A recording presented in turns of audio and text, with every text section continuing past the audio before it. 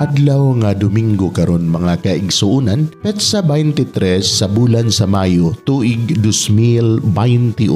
Ato karong gisaulog ang solemnidad sa Pentecostes o ang pagkunsad sa Espiritu Santo ngadto sa mga apostoles. Ang pagbasa kinutlo gikan sa Ebanghelyo sumala ni San Juan kapitulo 15 versikulo 26 ngadto sa 27 ug kapitulo 16 versikulo 12 ngadto sa 15. Si Jesus mingon ngadto sa iyang mga tinun-an, muanhi ang magtatabang nga mao ang espiritu nga nagpadayag sa kamatuoran nga gikan sa Amahan. Ipadala ko siya gikan sa Amahan ug magsaksi siya mahitungod kanako, ug magsaksi usab kamo mahitungod kanako, kay kamo uban man kanako sukad pa sa sinugdan.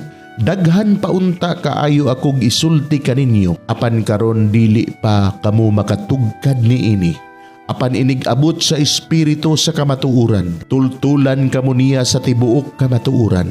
Dili siya magsulti sa iyang kaugalingong pagbuot, kundi sultihan kamo niya sa iyang nadungog, ingon man sa mga butang umaabot. Himayaon niya ako, kay ang ania kanako iya mang dawaton og isulti kaninyo. Ang tanan nga iya sa Amahan ako busa miingon ako nga dawaton sa espiritu ang akong ihatag kaniya og isugilon niya kini kaninyo. Mga igsuon, ang Ebanghelyo sa Ginoo. Daygon ikaw o Kristo.